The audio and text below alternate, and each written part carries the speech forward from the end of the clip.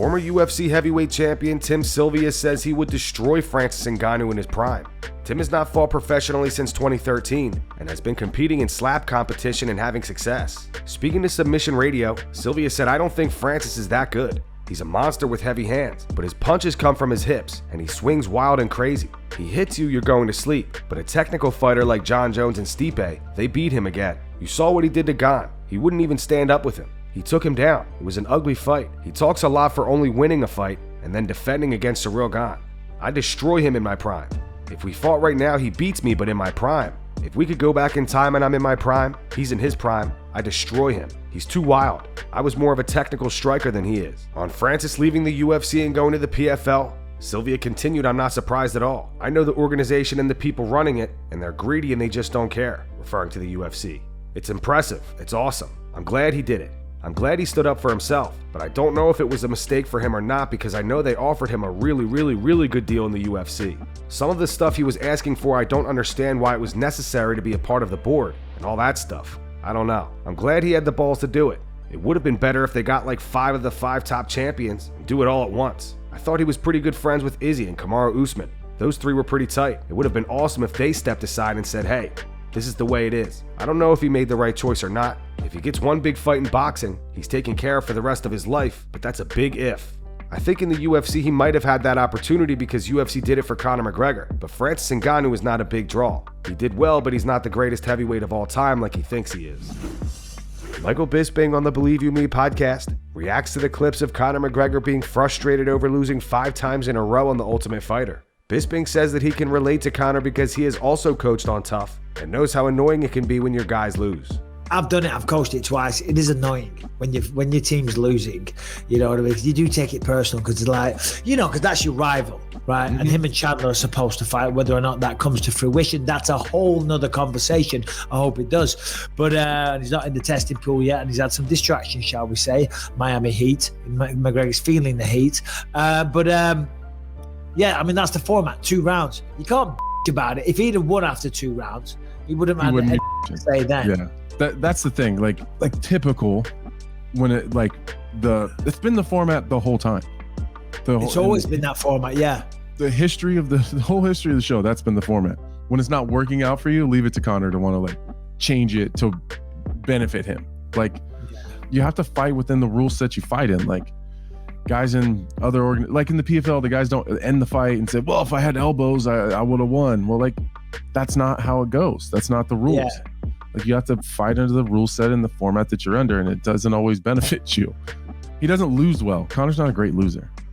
Well, we got to be, what is it? Gracious in victory? No, gracious. What was it? Gracious in victory and humble in defeat? Or was it the other way around? That's what he said.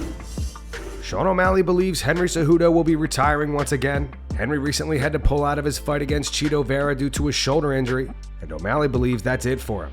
He went on to say, I think what actually happened is, Dana said, hey, Henry, careful though. You go out there and beat Chito, you have to fight Sean. I think he said, oh, my shoulder. I think this. Henry is done for good. He is done. He is retired. He is not coming back. He tried to come back and no one really cared. He got paid a little bit of money, a shoulder injury, so that must have been pretty bad if he couldn't fight. Dude, he's already 36.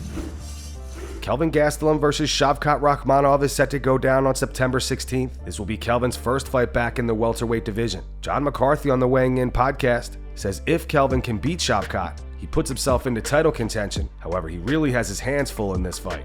Yeah, if you're taking a look at Kelvin Gastelum, again, he's my Roberto Duran of MMA. So I will always love watching this guy fight. But 17-0, undefeated. If you're going to come into a division and make a mark right away, this is how you do it.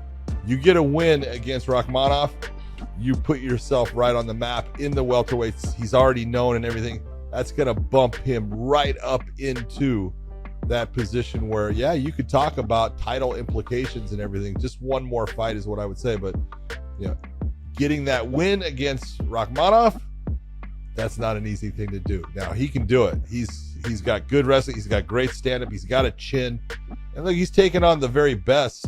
When you're taking a look at, he's beaten former world champions in the middleweight division and stuff.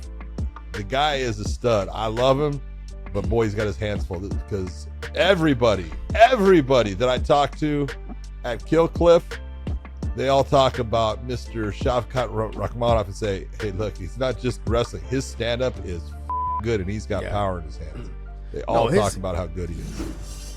Jon Anik believes Alexander Volkanovski versus Yair Rodriguez is going to be a lot more competitive than people think. He also discusses a potential rematch between Volk and Islam in the future. Anik told MMAfighting.com Yair Rodriguez is the f***ing man. Dominic Cruz coined him one of one, and I'm not sure that more appropriate words have ever been used to describe an athlete. I have no point of comparison when it comes to Yair Rodriguez. I absolutely think he's going to be competitive against Alexander Volkanovski. I feel like with the Makhachev and Volkanovski rematch, you can let that marinate a little bit. I don't think it's out of the realm of possibility that that fight could materialize even 3 or 4 years down the line. I just think with the wealth of talent you have right now at 145 and 155, it's not a strike while the iron is hot situation. I do believe that it's ambitious, just to think that Volkanovski is going to get completely through Yair unscathed and turn it around in October. Only thing I would say is that we did sit down with Alex to begin the year. He said he wanted to fight 4 times in 2023, and I certainly believe, to quote Michael Chandler, that Volkanovski is here for a good time and not a long time. I really think he's trying to put training camps together and realize these paydays and not be fighting into his 40s. So I think we have to enjoy Volkanovski while we can, and I wouldn't be surprised to see him try for a quick turn, even if it's a hard fight in July. Alex Pereira had some harsh words for Sean Strickland's opponent over the weekend, Abus Magomedov. Pereira accuses him of having a fake record. On his YouTube channel, Pereira said Abus started strong and Strickland was leading with his pressure and was growing at the end of the first round and in the second round. This guy Abus was dead. All of you watched the fight. A guy who, I will repeat, has a fake record. He has a lot of fights, but against who? If you watch the fight, you see this guy was turning back to the referee, showing to everybody, as well as to the referee, that he didn't want to fight anymore. It was very difficult for him. And that's going to wrap it up for the news. Thanks for watching. If you enjoyed the video, be sure to subscribe to Full Mount MMA and click the bell icon to be notified when we post future ones. Here are the 3 top comments from last video.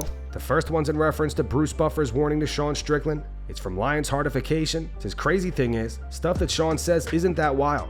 We just live in an upside-down world where Sean sounds crazy. The second one's in reference to Luke Rockhold saying he's returning to combat sports once again. It says it's always sad watching fighters like Rockhold go through this. It's probably really difficult to move on from fighting when it's time. And the final one says, I say, if Strickland says something out of line for the UFC, let Dana tell Sean that, not Bruce the announcer. Those were the 3 top comments from last video. If you want to be featured on the next one, all you have to do is comment down below. If you missed yesterday's news, click the video on screen to get caught up. And make sure to go subscribe to our second channel where we post our exclusive MMA interviews.